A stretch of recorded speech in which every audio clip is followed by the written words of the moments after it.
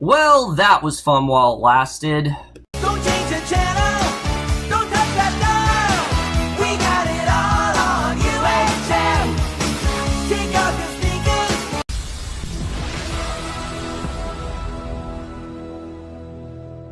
Hey guys, it's Cameron for Big Brother 19, episode 24, and let's just get into this episode because of course this was a special double eviction episode, and honestly, double evictions used to mean something big for the show. It really did. Double eviction nights used to be the night where all these fights would break out and all these, like, big potential threats, you know, that were ongoing, that you would get some of them out. I mean, there are some, you know, historically, double evictions is usually a big night for Big Brother. I can think of many nights. I mean, Big Brother 13, was probably one of the, in my opinion, the best double eviction I've seen. You know, again, keep in mind, I've only seen seasons 12 to this one, so I can't really, you know, talk about other ones, but there was obviously some other big ones, but, you know, obviously Jeff leaving in Big Brother 13, that was a huge one. Boogie leaving in Big Brother 14, that was pretty big. I mean, you know, you're finally getting out big targets, and usually that used to mean a big thing. The past few seasons, however, that's not really been the case. The double evictions have been extremely uneventful, and this kind of continued that tradition, because it finally seemed like something was going to happen, and that we were going to get something really big in this episode that might change the season, that might get rid of a potentially really big threat, that might actually change the course of the game a little bit, which I personally would want to see because I'm getting really bored with the way things are playing out. And no, that didn't happen at all. Things pretty much went exactly the way we thought it was going to, and whatever. I mean, it's just, it's whatever at this point, you know? I guess we can see the way the rest of the season's playing out, and it's just really unfortunate because there were some, you know, potential moves that could have happened tonight, and all hopes were dashed very quickly. But let's just jump right into it because immediately Big Brother leaves out a huge chunk of stuff. Now, I get it. They were pressed for time because it was a double eviction, but this might be the least amount of coverage I've ever seen for a double eviction. I mean, usually there's at least like 10 minutes of something. This literally went on for 5 minutes because there were a lot of fights this week. I mean, there was a lot going on, and some of them were really dumb. One of them was about a pillow. One of them was just about Cody eating cereal and Alex freaking out about it, but the show really didn't cover it well at all. You know, yes, there was a fight between Elena and Josh, but that spawned from Cody eating checks and Alex getting really pissed. Now, I don't know if it's because Big Brother doesn't want to portray Alex as this crazy person, which she kind of is. I mean, she gets upset over the dumbest shit. Like, literally, she got upset because someone poured Coke down the drain. She got upset because someone took her cat ears. I mean, it's not really that big of a deal. Eating cereal, it's not that much of a crime. I'm sorry that Cody enjoys eating cereal, you know. I'm sorry that he had a big appetite, you know. I'm sorry that's such a big deal to you. It's such a dumb fight. The fact that there actually was a fight about eating cereal is just so dumb. It just shows how much these house guests are so petty and how much they really crave for drama, and it's just really annoying. And yes, there was an Elena and Josh fight, which I do understand. I will admit.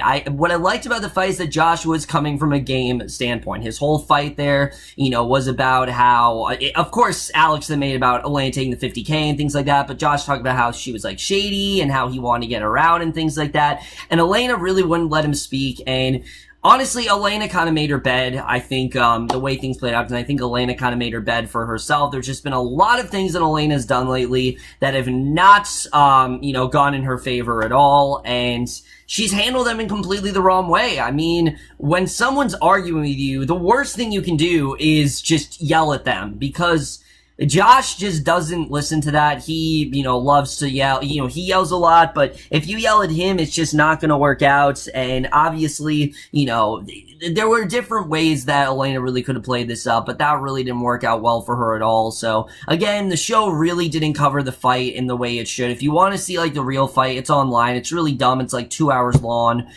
There were a lot of parts to it, but I don't really want to talk much about it. I'm just really sick of all these fights happening. Look, I love drama. I really do. I love seeing drama on Big Brother, but there's a difference between drama and just overload. I mean, this is ridiculous. The fact that every single day there pretty much is a fight is just so dumb. I don't understand why there's a fight every single day, why the house guests constantly are fighting about the dumbest shit. It just shows how bored they really are. I mean, I don't think they're necessarily bored, but it just seems like they want to stir drama and they want to see drama happen. They love to fight and things like that. And it's really dumb how common that's become in the house. Then we get to the double eviction, and for the first part, it goes pretty much the way you thought it would. Cody, I'm gonna give Cody some credit here. Cody actually did a pretty good job with trying to create some drama, because he tried to make it seem like Alex and Jason were campaigning for everyone, and he was trying to, and they were trying to conspire against Paul, or conspire against Christmas, or conspire against Matt and Raven, when obviously that's not what was going on. He was just doing it to kind of stir the pots and see things change, and I really don't blame him. I mean, after a while, you get really bored in that house, and Cody was kind of in a position this week where he very much was just kind of, constantly targeted and yelled at for really no reason. He could do the littlest of things. Like I said last week, Cody could drop like a spoon and they'd yell at him for it. Cody could like walk a certain way and they'd yell at him for it. I mean, it's really dumb. It really is. And again, I thought Big Brother 15 was bad. I really did. I thought Big Brother 15 had some really great fights, which in retrospect, Big Brother 15, as bad as the racism was a lot more interesting than Big Brother. Why? Than this season. Because why? They were actually playing for themselves, and there actually were some stakes in that season. Not really towards the end, but throughout most of the season, there actually were some stakes. This season, there just really isn't at all. But when it does come down to it, Cody, of course, does end up leaving, and his speech with Julie was quite interesting, that's for sure. They talked about how he can't really stand everyone in the house and things like that, and how he's really sick of everyone, and how he didn't really try any campaign because, there's just no one that really did anything for him and things like that. And I did think it was smart of him to not bring up his daughter, because obviously he didn't want them to target his, to use his daughter against him, which honestly, knowing the house guests, they probably would. Kevin unfortunately went and told everyone, so, really made things even worse for Cody because of that. But then Julie asked him this really out of nowhere question: are you gonna marry Jessica? Which I didn't understand this at all. I don't know if you can tell, Julie, but Cody and Jessica have been in the house for literally less than 2 months. They have not seen each other the whole time. There's been a week period where they have been away from each other. There's now another week where he hasn't gone to see Jessica. And he's not going to see Jessica till the end of the game. So I get it that you're trying to keep the showmance alive. I totally understand that. But just that question, it just kind of came out of nowhere. And I'm not entirely sure why she really asked that question. It just felt so random and weird. Like, I mean, Cody even said to her, like, I have no answer for that and things like that. So, in general, that was really weird the way that played out, but Cody's gone, which honestly I'm happy, because I'm tired of seeing the house guests gang up on one person and attack them and use all this personal stuff against them. It's one thing to, yell about things that are done in the game, but when you bring personal stuff into it, it just really makes you look shallow and just kind of takes it to this whole other level that you really don't need to. And that's the thing these house guests don't understand. They just don't know when to quit. Again, Josh, as much as I don't like him, I don't really like the way he's played the game, but honestly, he's doing a good job because his fights are pretty much coming from a game standpoint, and these other fights are really not at all. They're over the dumbest shit, and I'm glad to see Cody gone, because I'm really tired of seeing the house gang up on someone 24/7. That's the first part of tonight's episode. The second part, however, was the one that I was the most intrigued by, because there were a couple stories going on here that I really was intrigued by. First of all, we have to talk about something that I don't know if the show is really going to cover. Kevin. Kevin, as we know, he has been a little bit shady lately, and it's, like I said, I think it's because he wants to get some game going, and that's kind of what happens here, but Paul received some information last night that really could be a detriment to his game, because him and Josh are having this conversation, and out of nowhere, Josh drops the fact that he actually knows who took the 500K. So yeah, not only has Kevin been, Paul and Kevin been lying to the entire house, but who actually did it, but Kevin's been lying to Paul. He told Paul this entire time that you're the only one that knows, when that's not the truth. Josh actually knows, who took the 500K pretty much since the first night, and he's actually done a really good job of hiding this from Paul. Paul pretty much thought he knew everything, and he kind of realized that he got. So I really thought that Kevin would be the main target heading into this, because after everything that's going on here, I mean, this could be a real detriment to Paul's game. Everyone's ganging up on him, and especially if they learn that Paul just found out about this and that Paul knew this entire time and things like that. It could be a really bad move for him. The best thing to do would just be to get Kevin out of there so they don't even really need to discuss it, and then they can just go away. Because that's just kind of the mentality the house gets have, where if it didn't happen now, then it's not a problem, which is so dumb, let me just say. I mean, the fact that they're willing to put aside anything that Paul did like weeks ago is ridiculous. I mean, if he did it weeks ago, chances are he's still kind of thinking about it now. I just don't really understand it at all, but turns out things were a lot less eventful than that. We go into the double eviction, and Jason ends up winning HOH, and it's just such a dumb win for him, because literally he goes to Paul and Alex and, the whole horde of people, and Paul literally tells him, don't talk to anyone, we don't have time because it's a double eviction, which I don't understand. That's the time to strategize. When when Julie goes to commercial break, that's the time for you to strategize. That's the time to get people on your side. That's the time to figure out who to put up. All Jason needed to do is have a few little conversations with everyone, and that would be it. But the fact that he directly listened to Paul, again, it just shows how far he really is, when it comes to Paul's clutches. There's some people who aren't, like Christmas and Josh are kind of like wild cards, but someone like a Paul or an Alex, I mean, they literally do everything. I mean, Jason or Alex, they pretty much do everything that Paul tells them to do, and this is no exception, obviously. Jason did step by step what Paul wanted him to do. He puts up Mark and Elena, which his speech in general, oh my god, was it bad. His just whole ordeal of, I'm gonna have y'all over for Thanksgiving dinner, and we're gonna go New Year's Eve together. I mean, let's be real here, Jason. You're probably not gonna see these people in like 2 months, and you're just gonna forget about half of them. Typically in Big Brother, you're friends with like 1 or 2 people, and that's just kind of how it goes. So I don't really see that happening at all. But we'll have to see the way that really does play out. Maybe I'm wrong. Maybe Jason and Mark will become best friends outside the house. But his speech in general was just really dumb. And again, this was just the really safe choice. And I know people are like, oh, but Mark and Elena were like the main targets for weeks and weeks and weeks. And yes, that may be true.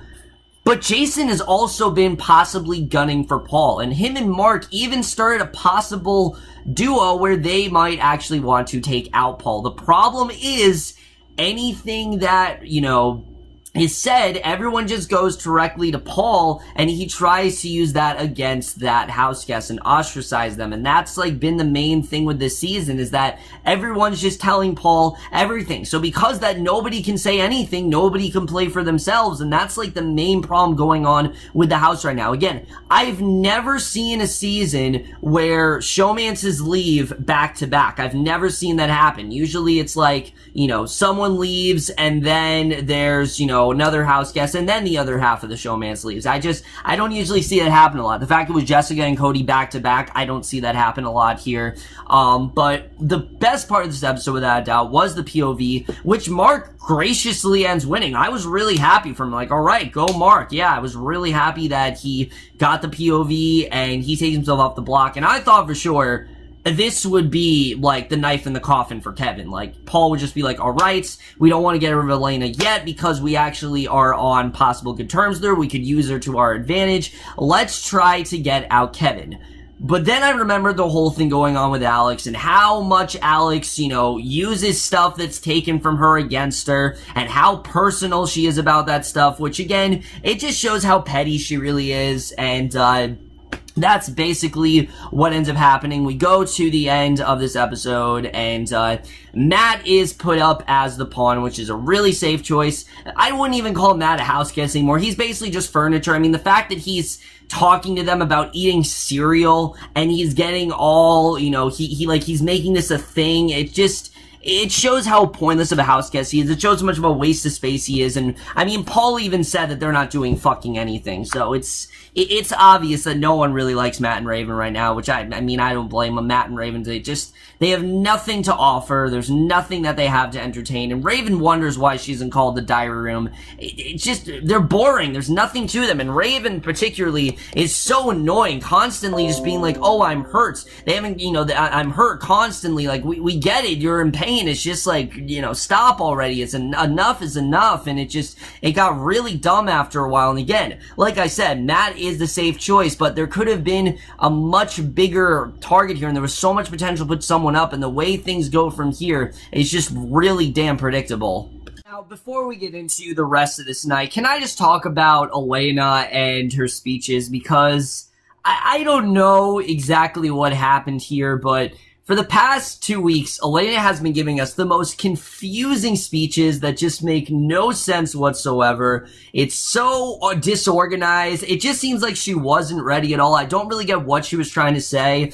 It seemed like one of those speeches where you're trying to sound intelligent, but you don't really know what the hell you're actually talking about. And that's very much what Elena's speeches sound like. And it really didn't work at all. And look, I don't think Elena's dumb. I really don't. But that speech was, that definitely didn't work at all. But we get to the end here, and things pretty much go the way you expect it to. You know, Mac gives his usual, I'm gonna eat cereal or whatever, and Elena pretty much ends up getting, you know, it's basically unanimous except for Mark, and Elena does end up leaving, which I really wasn't surprised about. And look, a lot of people are saying she's this major threat, she's this major target. And yes, maybe by association with Mark, she was. And yes, the house has in fact been gunning for her. But can you give me a specific time where she won a competition?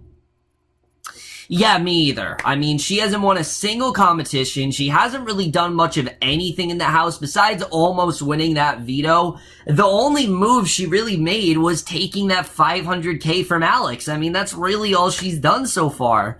So, she just really hasn't done a lot at all, and, it just isn't really, you know, she just really hasn't done much of anything, and it just seems so safe. Like, I get it that that's what their plan was, and I get it that this is what Jason was told to do, but it just seemed like if you're gonna leave a mark, just do something different. Do something, you know, get rid of someone big here. You know, this could have gone in some really cool places. If they would have gotten Kevin out, that would have been really interesting, especially for casual fans who don't know what the hell's going on. I just told you guys what's going on. I actually would have wanted to prefer to see that. Look, I like Kevin, I really do, but it would have been a great move for Paul. It would have made me feel like, alright, Paul definitely knows what he's doing.